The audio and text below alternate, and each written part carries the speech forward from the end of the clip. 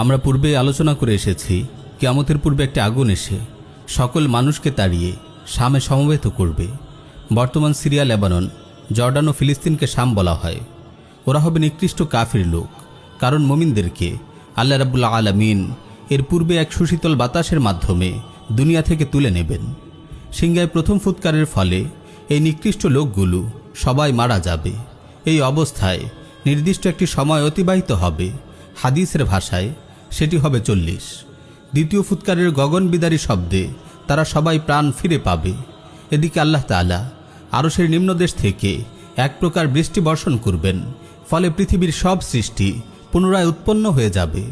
সকলের দেহ পুনর্গঠিত হয়ে যাবে, যেমনটি আমরা পূর্বের একটি মজলিসে হাদিসের আলোকে আলোচনা করেছি। দ্বিতীয় সিংহার প্রচণ্ড শব্দে পৃথিবী জুড়ে ছড়িয়ে থাকা সকল কবর ফেটে যাবে। কবর থেকে লোকজন দলে দলে বেরিয়ে আসবে। তারা এসে প্রথম দলের সঙ্গে মিলিত হবে, যারা সিংহার প্রথম ফুঁকে মৃত্যুবরণ করেছিল। সেদিন মানুষ, জিন, পশু পাখি, কীট পতঙ্গ, শিশু, বৃদ্ধ, মুসলিম, কাফির, ছোট বড়, মোট কথা সকল প্রাণী একই ময়দানে সমবেত হবে। সৃষ্টির ইতিহাসের এই মহাসমাবেশের নাম হাসর। আল্লাহ রাব্বুল আলামিন ইরশাদ করেন, কুল ইন্নাল আউয়ালিনা ওয়াল আখিরিন লামাজমুউনা ইলা মিকাতি ইয়াউমিন মা'লুম। আপনি বলুন, আগের পরের সমস্ত মানুষকে একত্রিত করা হবে নির্ধারিত দিনের নির্ধারিত সময়ে। অপর আয়াতে আল্লাহ তাআলা বলেন, ইন কুল্লু মান ফিস সামাওয়াতি ওয়াল আরদি ইল্লা আতির রহমানি আবদা লাকাদ আহসাহুম ওয়া আদ্দাহুম আদ্দা ওয়া কুল্লুহুম আতিহি ইয়াউমাল কিয়ামাতি ফারদা। আসমান জমিনে এমন কেউ নেই যে দয়াময় আল্লাহর কাছে দাসরূপ উপস্থিত হবে না। তিনি সকলকে বেষ্টন করে রেখেছেন এবং তাদেরকে ভালোভাবে গুণে রেখেছেন। আর কিয়ামতের দিন তাদের সবাই তার কাছে একাকী উপস্থিত হবে। পশু পাখি ও জীবজন্তুদের হাসর সম্পর্কে আল্লাহ রাব্বুল আলামিন ইরশাদ করেন, ওয়ামা মিন দাব্বাতিন ফিল আরদি ওয়ালা তাইরিন ইয়াতিরু বিজানাহিহি ইল্লা উমামুন আমসালুকুম মা ফাররাতনা ফিল কিতাবি মিন শাই সুম্মা ইলা রাব্বিহিম ইউহশারুন। জমিনে বিচরণশীল প্রতিটি প্রাণী এবং জোড়া ডানায় উড়ে বেড়ানো প্রতিটি পাখি তোমাদের মতোই এক একটি জাতি। আমি কিতাবে কোনো কিছুই লিপিবদ্ধ করতে বাদ রাখিনি। তারপর তাদের সবাইকে তাদের রবের কাছে সমবেত করা হবে। প্রিয় ভাই ও বোন, এখন প্রশ্ন হলো, হাসরের ময়দান কেমন হবে? যেই ভূমিতে হাসর হবে তা বর্তমান পৃথিবীর ভূমির মতো হবে না, বরং এর রূপ পুরোপুরি পাল্টে দেওয়া হবে। আল্লাহ রাব্বুল আলামিন ইরশাদ করেন, ইয়াউমা তুবাদদালুল আরদু গায়রাল আরদি ওয়াস সামাওয়াত ওয়া বারাজু লিল্লাহিল ওয়াহিদিল কাহ্হার। যেদিন এই পৃথিবীকে অন্য পৃথিবীতে পরিবর্তন করা হবে, আসমান সমূহকেও পরিবর্তন করা হবে, আর সকলেই পরাক্রমশালী এক আল্লাহর সামনে হাজির হবে। এই আয়াত থেকে আমরা জানলাম পৃথিবীর এই জমিনকে ভিন্ন এক জমিনে রূপান্তরিত করা হবে। এখন প্রশ্ন হলো, এই জমিন কেমন হবে? সাহিহ বুখারী ও সাহিহ মুসলিমে এসেছে, রাসূল সাল্লাল্লাহু আলাইহি ওয়াসাল্লাম ইরশাদ করেন, ইউহশারুন নাসু ইয়াউমাল কিয়ামাহ আলা আরদিন বাইযা আফরা কাকুরসাতিন নাকি লাইসা ফিহা আলামুন লিআহাদ।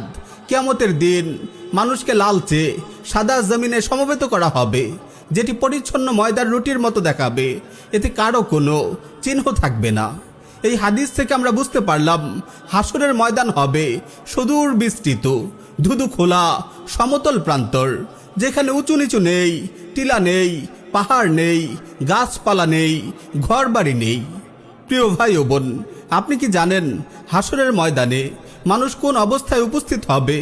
সেদিন মানুষ নগ্ন পদে, বিবস্ত্র ও খতনাহীন অবস্থায় দলে দলে হাসরের ময়দানে সমবেত হবে।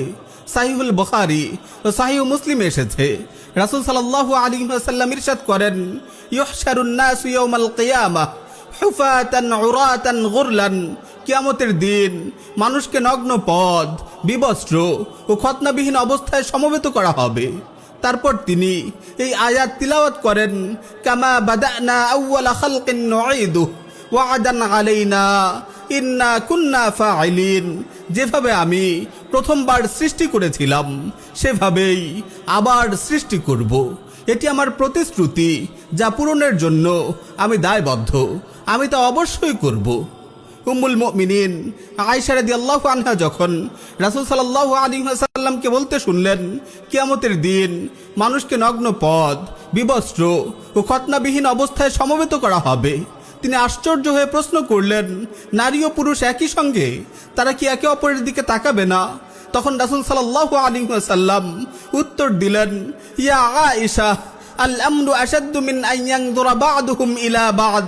হে আয়েশা, তখন পরিস্থিতি এতই ভয়াবহ হবে যে মানুষ একে অপরের দিকে তাকানোর কথা ভাবতেই পারবে না। প্রিয় ভাই ও বোন, সেদিন পরিস্থিতি কতটা ভয়াবহ হবে একবার চিন্তা করে দেখুন। পরাক্রমশালী আল্লাহ রাব্বুল আলামিনের সামনে দণ্ডায়মান হওয়ার আতঙ্কে, কৃতকর্মের হিসাব দেওয়ার ভয়ে মানুষ এতটাই তটস্থ বেকুল থাকবে যে সে কারো দিকে তাকানোর কথা ভাববে না। এমনকি সেদিন মা বাবা, ভাই বোন, পরিবার পরিজন, বন্ধু বান্ধব কেউ কারো কাজে আসবে না, বরং তারা একে অপর থেকে পালিয়ে বেড়াবে। আল্লাহ রাব্বুল আলামিন ইরশাদ করেন, ফাইযা জাআতিস সাখা ইয়াওমা ইয়াফিরুল মারউ মিন আখিহি ওয়া উম্মিহি ওয়া আবিহি ওয়া সাহিবাতিহি ওয়া বানিহি লিকুল্লি ইমরিইম মিনহুম ইয়াওমা ইযিন শা'নুন ইউগনি। তারপর যখন কিয়ামত দিবসের বিকট আওয়াজ এসে পড়বে, সেদিন মানুষ পালাবে তার ভাই থেকে, তার মা ও বাবা থেকে এবং তার স্ত্রী ও ছেলে মেয়েদের থেকে। সবাই নিজেদের নিয়ে এতটাই ব্যতিব্যস্ত থাকবে যে অন্যদের দিকে মনোযোগ দেওয়ার সুযোগ পাবে না। প্রিয় ভাই ও বোন, হাসরের দিন বড়ই কঠিন দিন।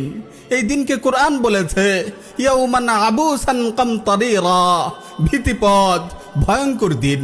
সাহিহ মুসলিমে এসেছে, রাসূল সাল্লাল্লাহু আলাইহি ওয়াসাল্লাম ইরশাদ করেন, তুদনা শামসু ইয়াউমাল কিয়ামাতি মিনাল খালক হাত্তা তাকুনু মিনহুম কামিকদারি মিলিন ফায়াকুনু الناس على قدر أعمالهم في العرق فمنهم من يكون إلى كعبيه ومنهم من يكون إلى ركبتيه ومنهم من يكون إلى حقويه ومنهم من يلجمه العرق إلجاما।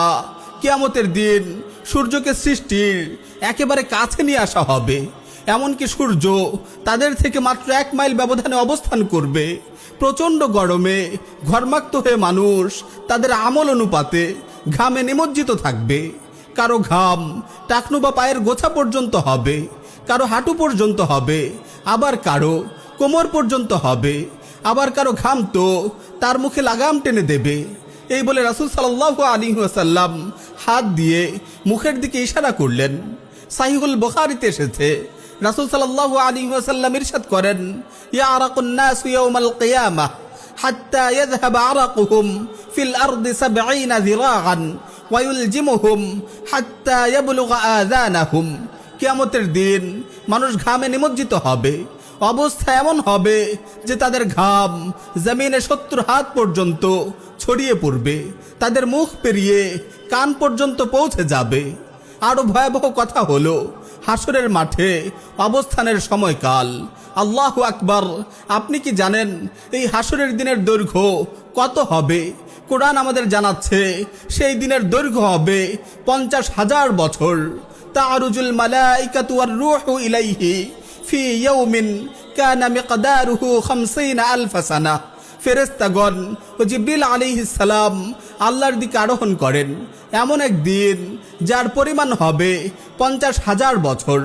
হাসরের এই বিশাল দীর্ঘ সময়ের কারণে মানুষ দুনিয়ার হায়াতকে অতি সামান্য মনে করবে। তারা ভাববে দুনিয়াতে তারা কেবল সামান্য কিছু সময় অবস্থান করেছিল। কুরআনের ভাষায় ওয়ায়াউমা ইয়াহশুরুহুম কাআল্লাম ইয়ালবাসু ইল্লা সাআতাম মিনান নাহার। আর হাসরের যেদিন তিনি তাদেরকে একত্রিত করবেন, সেদিন মনে হবে যেন পৃথিবীতে তাদের অবস্থান ছিল দিনের সামান্য মুহূর্ত মাত্র। প্রিয় ভাই ও বোন, আজ আলোচনা অনেক দীর্ঘ হয়ে গেল। এই ভয়াবহ কঠিন কিয়ামতের দিনে হাসরের বিভীষিকাময় ময়দানে কল্পনায় কখনো নিজেকে দাঁড় করিয়েছেন? আল্লাহু আকবার! আজ আমরা সামান্য 2 রাকাত সালাত পড়তেই ক্লান্ত হয়ে যাই, বিরক্ত বোধ করি, রোদে একটু হাঁটলেই ঘামে পিপাসায় অস্থির হয়ে উঠি। একটি দিন পানাহার বন্ধ রেখে রোজা রাখতে কষ্টবোধ করি, সেদিন আমাদের কি অবস্থা হবে? সেই কঠিন দিনে আমাদের কি পরিণতি হবে? সেদিন আমাদের কি অবস্থা হবে? সেই কঠিন দিনে আমাদের কি পরিণতি হবে?